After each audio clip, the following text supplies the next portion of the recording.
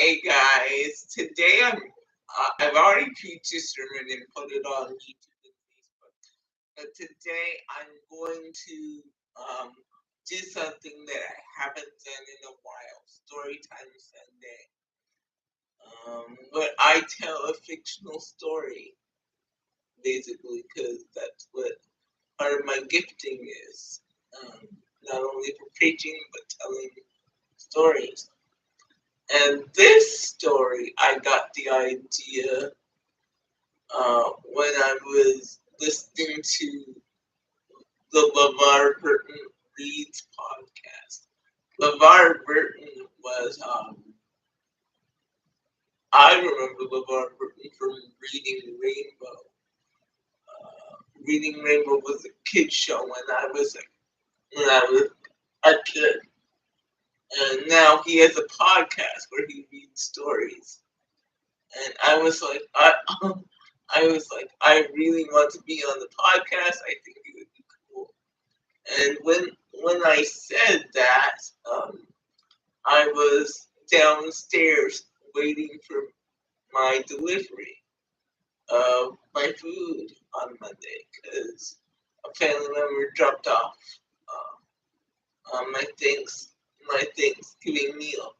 For those of you who don't know, in Canada, we have Thanksgiving on the second Monday of November, not the fourth Thursday of no. We have Thanksgiving on the second uh, weekend of October, not the fourth week weekend, not the fourth Thursday of November. So we do have Thanksgiving in Canada, where I'm from, but it's just a month ahead. So it's the second Monday of October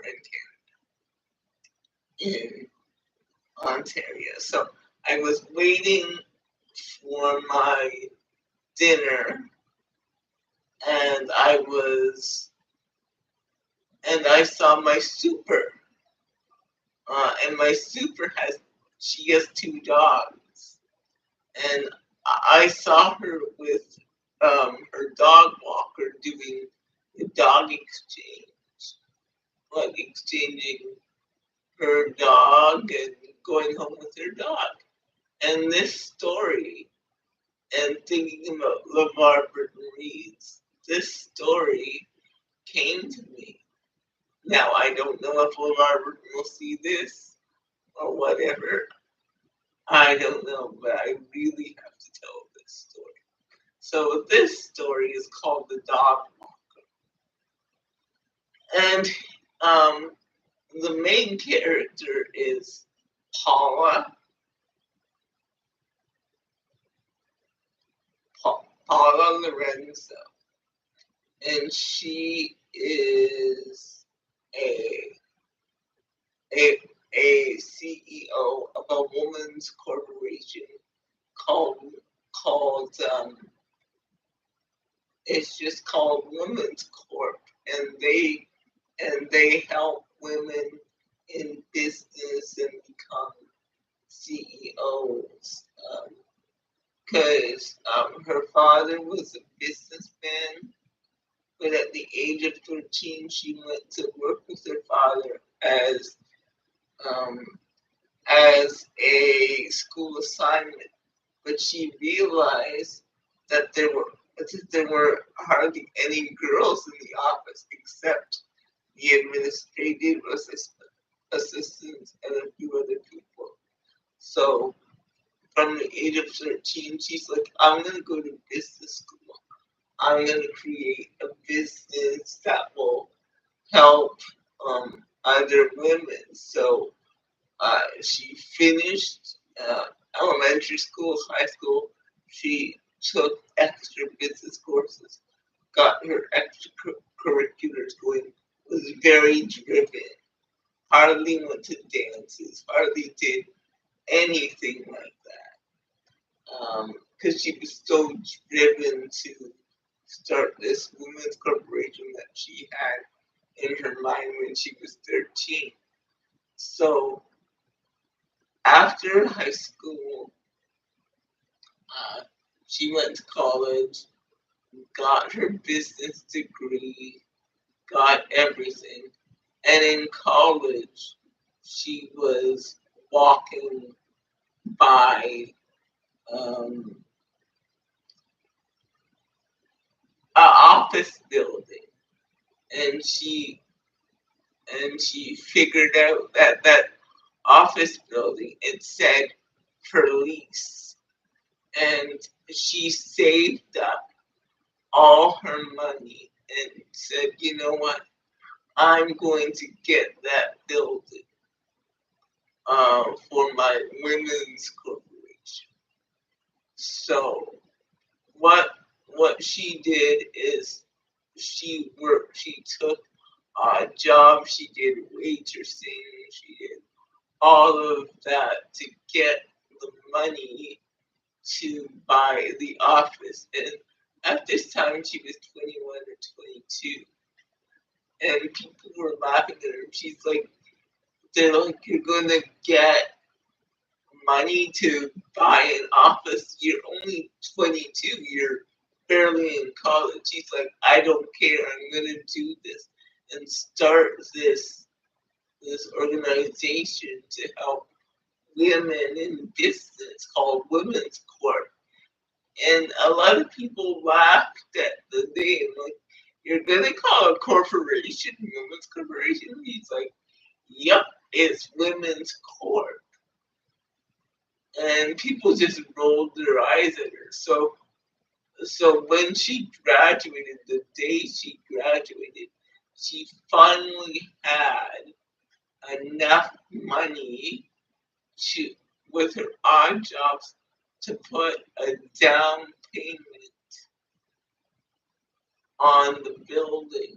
But when she went to speak to the bank to actually buy the building, they told her no because she was young and she didn't have collateral. But she's like, I saved all this money. And the bank said, it doesn't matter. You're too young. Go and do something else. And she's like, um, and she went to social media. She went to YouTube. She went to Facebook and told her story. And all of these women, also in business, helped her to get the money for this office. And she got the money for the office, and because of her being on Facebook and YouTube and fundraising and opening up a GoFundMe account, and because of her notoriety when she started her business, it started to really grow. Her business was about educating women on how to get loans, how to start businesses, and all that stuff. And within within 10 years, she started it when she was about 23, um, 23, 24. And within 10 years, when she was about 34, she it grew to the biggest company ever, and their stocks were huge, always rising, and when they tanked, it didn't tank for a long time. So it was a real success story, and men in the corporate world looked up to her because here was this woman, a student who had this dream when she was 13, to um, to get, you know, to start this business. And when she was 34, she she uh, she partnered uh, she wanted to partner with this company. Uh, and the head of this company, he wanted to, um, like she wanted to help women. He wanted to help underprivileged young men start businesses because he was underprivileged, and he saw his father go to work every day and not know basic um, things and not know how to do his taxes properly. So he always got ripped off by this guy. So this guy saw his father go through that, and he said, "I," and he this guy took a business class in high school and really got the vision to start the same thing for underprivileged men that she did for women. So, um, um, so when they met, because of this common goal to see underprivileged people thrive in business and get business education and learn how to start their own businesses and learn about stocks and investment and how to put together proposals and how to ask for loans and all that business stuff. They kind of got close and uh, they started to fall in love with each other. And 10 years after that, she was 44 and on the top of her game. She'd been in business with her husband for, she'd been married for 10 years at that point and in business for 20 years. And her husband and her were like the power couple of businesses. People around the world were coming to them, and they didn't know what was um, what had happened. You know, they were like, "How did this couple do this? And how did this couple?" So all these people were coming to them, and when she was when she was 13 in the office, her dad's secretary had a little girl, and the little girl had come to work with her on the sit to work with her mother the same day she came to work with her father.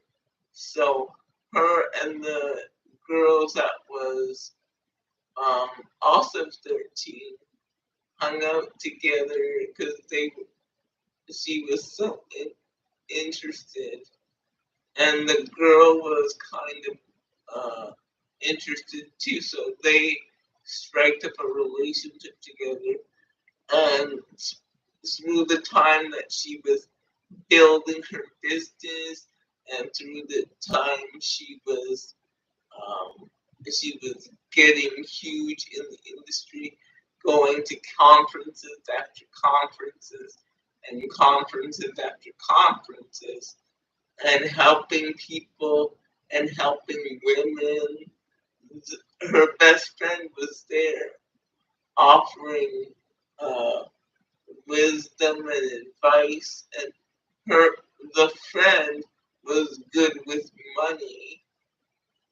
So when she started her business, her friend offered to do the accounting and the money side of the business. And she was her friend was there um, when when when she met her husband. They kind of built the business together, although she mostly built the business by herself, but the friend was there to see it happen. But what she didn't know is the friend had growing resentment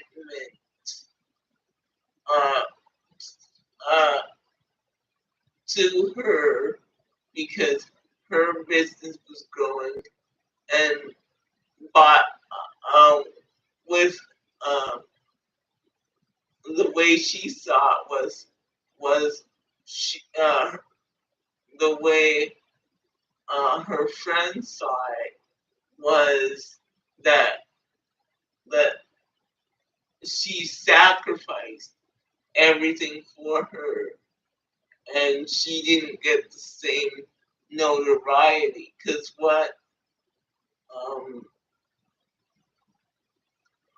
what Paula, I think her name was Paula, what our main character didn't know is that she was holding all this resentment, and like was that she wanted to be like a true partner, but this wasn't a true partnership. It was never meant to be a true partnership. It was the friend was only meant to manage the finances, and at the time, she said that it was okay, but she was really hoping that Paula would say, "Oh no, you become partners with me." And when that didn't happen, resentment started to grow. And Paula didn't know that her friend for years, her friend since she was 13, had this hidden resentment. And so 20 years later, 10 years being married to her husband, and then being the quote unquote um, power couple that people would go to for advice, for business advice. People would business people who were also married would go to them for marriage advice and how do you hold a business and keep a marriage together. But and the, um, they would just they were a super couple in business. They were on talk shows. They were always together. They were always doing business deals. They were the yin to each other's yang. Although they were both strong on their own, together they were a power couple. But because her friend was so resentful, um, there was a time where the friend had a conflict. No, there was a time where she had to speak at a business event. So she left to speak at the business event, and she left her husband uh, at home, thinking that everything would be all right. And that day, although she didn't know it, her friend, st- because she was resentful and because she was, um, and because she wanted what her friend had, um, her friend start, started to try to seduce her husband. And and the first time that the friend tried, um, he said, "No, no, I'm not cheating on my wife. Absolutely not. I love my wife. We're not cheating." And how can you do it? She's your best friend and blah blah blah. But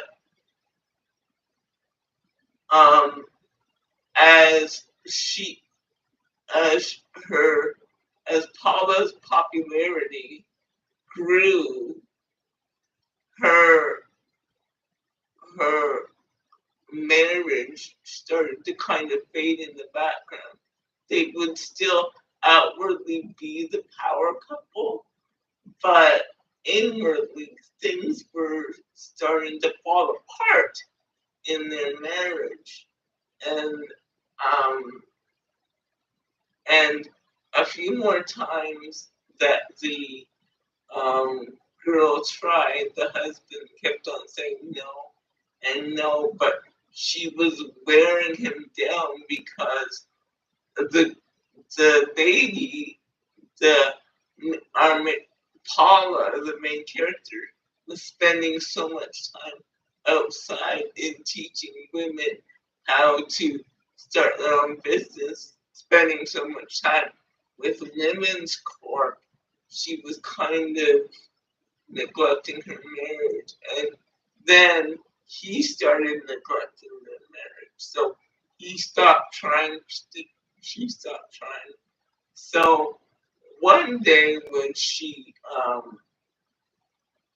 kind of missed um, a date night again, he said, um, and the friend came over.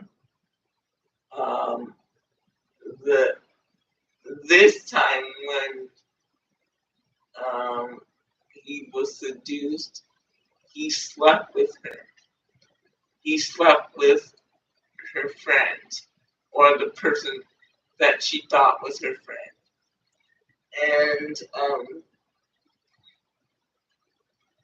And so this was happening uh, for months behind her back.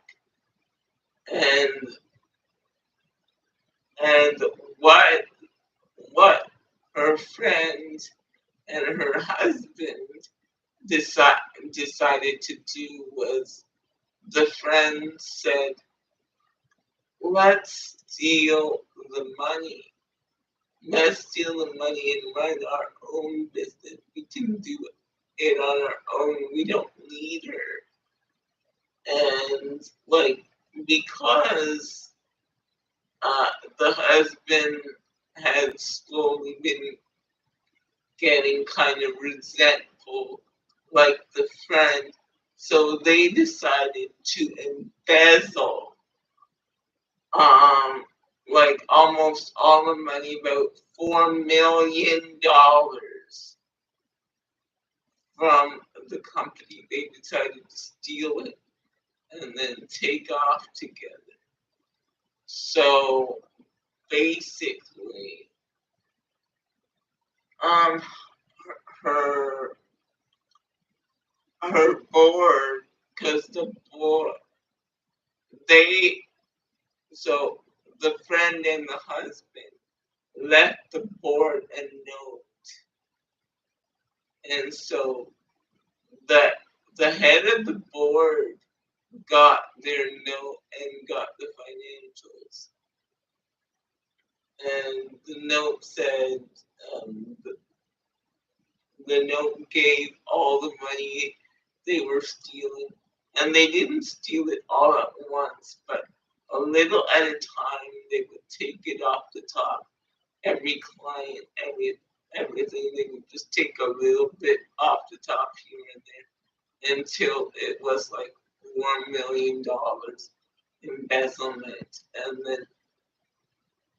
by the time the the board and by the time they got the note and what was going on, um, it was too late. And what what what was the most top business company ever, run by a power couple, was pretty quickly the bottom of the barrel. Um, Not only was she betrayed by her best friend and her husband, but her reputation was totally um, totally gone, because like all the business events were canceling it was on the news and everything was just gone, and she had to move out of their luxury house, which they had been with for 10 years, because the best friend and her husband took off with the $4 million and were living large. And so the only thing she could afford after paying off everybody and buying out everybody, to save from lawsuits and everything. She bought out everybody, she paid everybody, and after paying everybody, she was left with nothing. And she had never been broke before. She had never been in poverty before, because even as a little girl, when she went in her father's office, they were pretty well off. Her father was a wonderful businessman. So they were pretty well off. She had never been broke before. So she had to move into this really, really crappy apartment. And what happened was, when she moved into this really crappy apartment, she knew that she had to get a job. But because of her reputation, she couldn't get a job.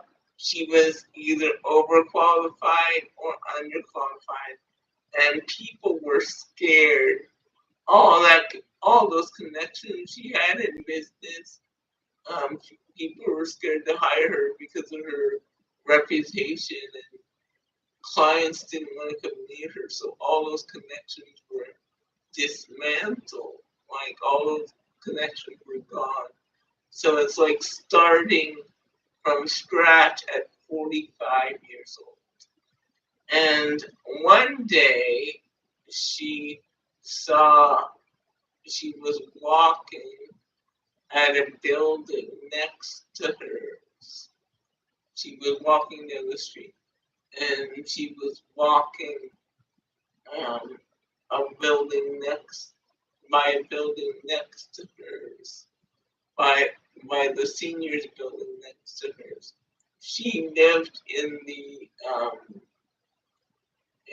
families building with families and singles and all that, but right next to her building, there was a seniors building.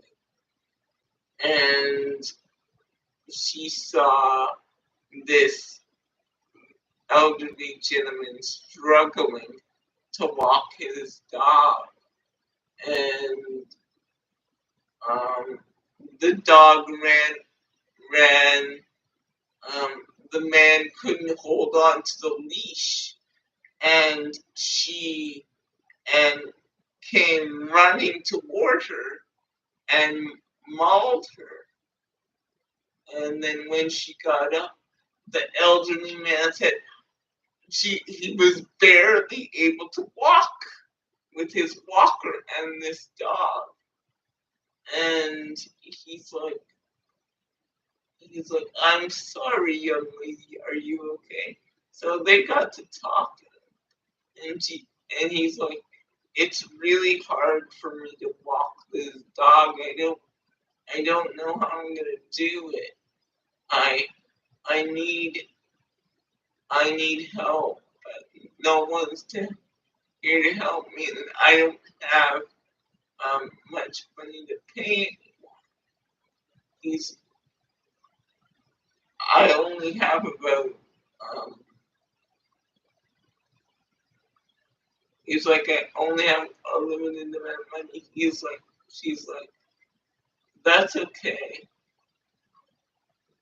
I'll help you. I'll help you walk him every day, and you can give me whatever you have.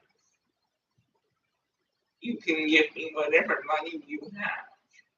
So she took the leash, and the first time she walked the dog, it was really hard for her because she never walked a dog before. So the dog was kind of walking her. She thought it would be easy, but it was not. The dog kept wanting to get away from his leash and dragging her. And then after the walk, she said she took the dog back up to the apartments and gave the old man back his dog. And uh, the gentleman said, "Here's $10." And she said, "Okay, want me to walk him on Wednesday?" And he said, "Yes, that would be great." So, so she started walking this man's dog 3 times a week, what? And then as she started to walk him 3 times a week, she started to get better. She watched YouTube videos about knowing how to walk a dog, how to put on a leash, probably how to get a dog to stay and sit and whatever. And she started to um, walk this dog for this man. And then while she was walking a dog for this other man, this other lady saw her walking the dog. They started talking, and she she started walking the dog for this lady too. And so she was walking 2 dogs, and then 3 dogs, and then 4 dogs, and then she got on a schedule, and $10 for each senior just made her get a bit of money, not much, but a bit of money. And then she started to add to her dog walking services where she would feed the dog a few times a week and find someone to feed the dog every day. Find And she would take dogs to the vet if they were sick. Because one time, one of her clients was sick, and she had to take her to the vet because the uh, older lady couldn't take it to the vet. So she managed to do that. And it was an expansion of her services. So not only would she walk the dog, but she would take it to the vet. She would take it to the groomer. She would she would offer it like pet care, and if she couldn't do the pet care herself, she began to partner with people with a vet in the area to offer the seniors not free pet care but pet care at a lower price. She partnered with a groomer. She did all that and called her business Pet Partners, and it became a real um, life business where she would walk the dog. She would um, she would find groomers for the dog. If your pet needed to go to an appointment, she would uh, take transportation, and she had a human insurance company that now offer discounted pet insurance.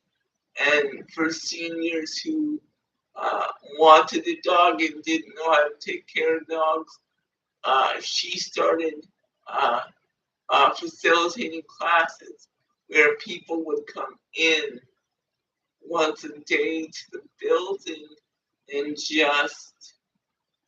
um, just um, talk about things like pet safety and how do you know what food is the right food for your dog and pet health and all that.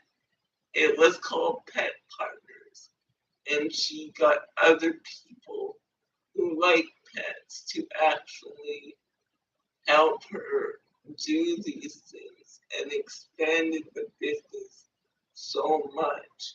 So this business was 5 years old, and she noticed when she was in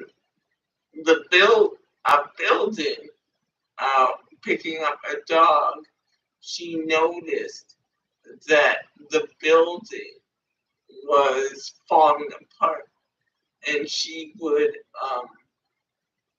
so she went to the landlord and said, "Hey, this building is falling apart. This person needs uh, help." And the landlord said, "Yeah, yeah, yeah." And he just ignored everything. And she went to him again, same thing. "Yeah, yeah, yeah, I'll get to it." And then she didn't get to it, but it was so deplorable. Things were leaking, things were breaking, and he wouldn't get to it.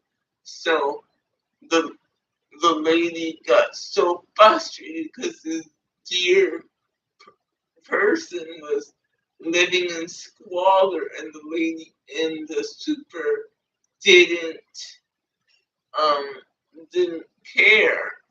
So what had happened? What happened? It was she said, "I want to speak to your boss." This is almost a year. This is almost like a few months after. And she said, "I want to speak to your boss." So he gave it.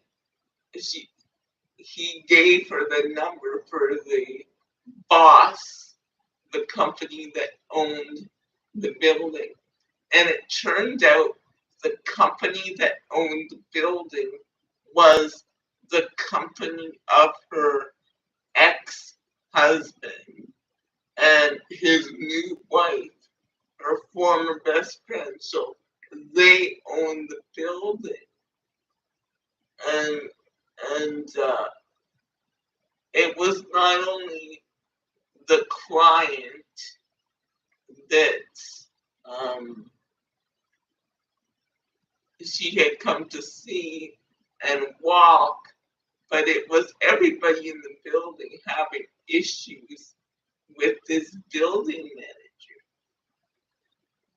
And she, she was surprised to know that the head of the company that owned the building was actually bought by her ex-husband and his new wife, which is her best friend, which was her former best friend who stole all that money. So, so, so what she did was say, "You don't have to pay me back any of the money that you stole from my business, that you took from our business. Um, we're divorced now, you're married now. All I want from you is a chance to buy you out at a reasonable price. If I can buy you out, you don't have to pay me back anything. You can keep all the money you stole, we'll call it even." And the husband said, "No, this is a development property and whatever, whatever, whatever." But okay, so she went to Facebook, YouTube, social media, and a GoFundMe page to get the money to buy him out. So, and the money she raised through her stories going on TV and all that was more than what they were going to pay, what they were going to pay for it. And then she said, um, and then he said, okay, because this is what you're going to give me much more than what this building is worth, so you can have it. So she paid her husband and her former best friend out and got the building, and not only turned it into one of the best buildings in the city and raised property value, to a rundown old seniors building to a luxury building with security guards and special things for pets, and merging her two businesses. But she again became the envy of everyone, and she did it by herself. She didn't need um, a, a man. She did it by the power of her community and by the power of social media, and um, all of the amenities she had with her pet partner business were in the building. So the building had a spa for humans and a spa for pets, and had a groomer shop connected to it. And people again were coming to her for all kinds of business advice because her story was so amazing that they just were amazed by how she didn't let herself stay down after the betrayal of her best friend and her husband. She just kept going, and she just um, let the let the dogs and her pet partner business heal her, and merged the pet partner business with the building, and was able to revitalize the community through partnership. And again, she went to conferences and did all that. So she got the life back which she had before with her husband, but she got it back greater than she ever had it before. And the advice she gave this time was not only for women, but it was for anyone underprivileged. It was for people with disabilities, people who were poor people, richer people who wanted to know how to keep their money, and to know. Uh, she also was helping people to know when someone would, what the signs were that she missed, that her friend and her husband was betraying her. She also helped people with that. So she became greater through her adversity than she was when she was going in. And she was in a magazine um, about the 50 uh, famous people under 50, and they did a story with her. And her influence went around the world, and her story inspired a lot of people. So, guys, I hope you enjoyed The Dog Walker. Thank you so much.